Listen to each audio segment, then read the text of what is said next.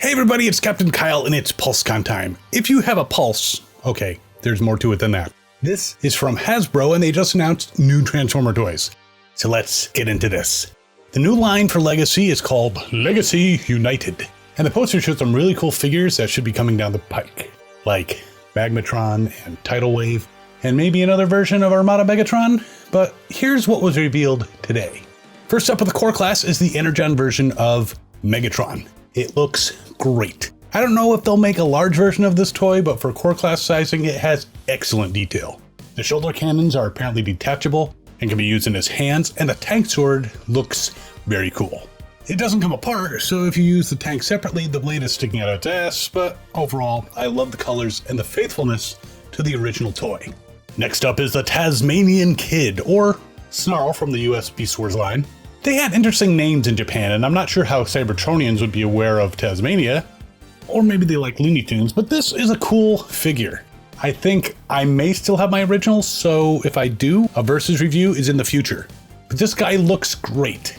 Not liking the colors in the displayed pictures. Hopefully the ones of the toy on the turntable are more accurate, and it's either a lighting thing or an early prototype in the photo, but I can't wait to get this one.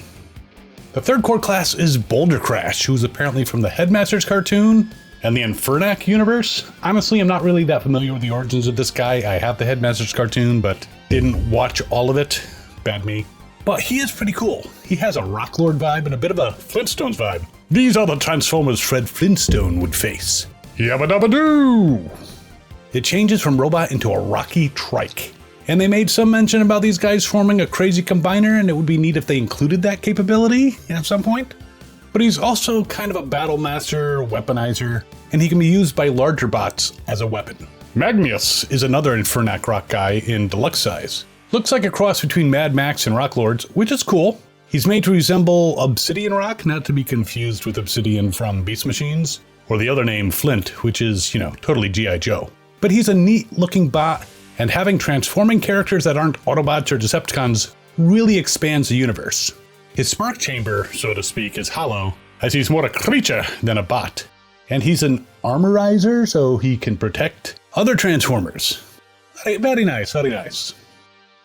Animated Bumblebee is the next deluxe, and I do have to say I really like this version of Bumblebee. Not that I don't also love G1, but after his role was usurped by Cheetor and then Hotshot in the Transformers animated shows, it is nice to see a version of Bumblebee back.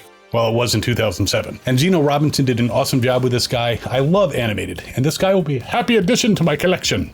And there will be a Versus review. They mentioned 4 accessories, but I only see 2 unless the booster stingers each split into 2. But this one is great, and his boosters can become forward-facing weapons. So it would be nice to see some Decepticons from animated though. They could repaint this and remold this guy a little bit into Wasp at least. The Rescue Bots universe is making its way into Legacy. This Autobot is Chase, not to be confused with a Throttlebot of the same name, though it would be nice to see the Throttlebots maybe as a box set. But despite the more preschool-ish origins of this figure, it's actually pretty sweet. Comes with an Energon claw that can slit to become daggers or Energon knuckles, like brass knuckles. Pretty dark for a toddler-aimed piece. I am looking forward to him though. Chase can maybe team up with Strongarm to kick some criminal Decepticon tail. Windblade returns in Cyberverse form that's been ported over to Legacy, and she's a great figure. Windblade was originally a fan-suggested figure and was in Combiner Wars and Cyberverse, I believe, and I think Titan Returns as well. Great detailing on this figure, and the sword is cool. Though the weapon storage during her jet mode has it stinking out of her ass, which makes me think she's letting one loose like a bad Janet. The fans on the wings actually turn around and they mention that they come off. There are actual seats in the cockpit, which will apparently be a darker blue when it's mass produced, but I can't wait. Now Voyager starts with Prime Universe Thundertron. He looks like Alpha Trion's cooler brother. He's a space pirate who's looking for the One Piece so he can become king of the space pirates, or I guess maybe not. Not familiar with this guy, but he's cool looking and apparently has a peg leg, which is a badge of honor in space pirate circles. He does have a bit of a Zoid creature mode, but Zoids are cool, so I'm okay with that.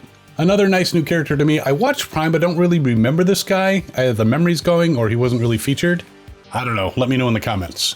Another Voyager is another character from Transformers Animated, Optimus Prime. Without the faceplate, so you can see his determined look, or that he has gas, like Bad Janet. All fun aside, this was a great version of Optimus voiced by David Kaye, who was confused when he got the role. Yes. Comes with an extendable axe, which is a cool feature, but I hope it doesn't get loose over time. The light bar is detachable, and the way the front wheels are hidden gives it a little bit of that weird hover illusion, just a bit. He will be joining the others in the Prime case, and yes, a Versus review is guaranteed. The leader class reveal was Tigerhawk. Much more animation accurate than the original toy. It has detachable blasters that he can hold in his hands. And, the feather blade weapons. Cool. Great detailing. Brings me back to the old days when boy bots and girl bots merged into fuser bots. Not like you whippersnappers nowadays with your individuality. Now seriously, it's a great homage to the original, and it's a must-have for me. Now they did show a package refresh for Laser Optimus with the opening so people can try to steal weapons and get their fingerprints all over your toy. They didn't actually mention any changes to the figure itself. It looks cool, but I already have them. They also showed a new video for the auto-converting Roboson Grimlock. I do have to admire this toy. Incredible what they did with it. But $1,500, it's a bit steep for me. Not to mention that I had the Optimus by Roboson, and it's not something I exactly use a lot. If I'm gonna mess around with a Transformer, I generally pick it up and transform it myself. This is one sweet toy, but unless I win it through the giveaways on Hasbro Pulse, or a bunch of you chip in to buy me one to review, it's not going to be part of my collection. It is cool though. Me, Grimlock, like this. The final reveal, was already revealed, but it's a Pulse Con exclusive. Powerlinx Hot Shot with Jolt. A great representation of the character with weapons, blast effects, and his Minicon partner. Obviously a repaint, but still a great looking toy. It's a Hasbro Pulse exclusive, and I'm a total sucker for repaint, so I'm getting it. They got me. They had some other neat stuff and an induction to the Transformers Hall of Fame on their live stream, so check it out. But these are the new offerings in a nutshell. I'm looking forward to them. And those that haven't immediately sold out are available on Hasbro Pulse and other fine retailers, but except for the Hasbro Pulse exclusive. I hope you enjoyed the summary video. I will see you next time, and as always, have fun and good hunting.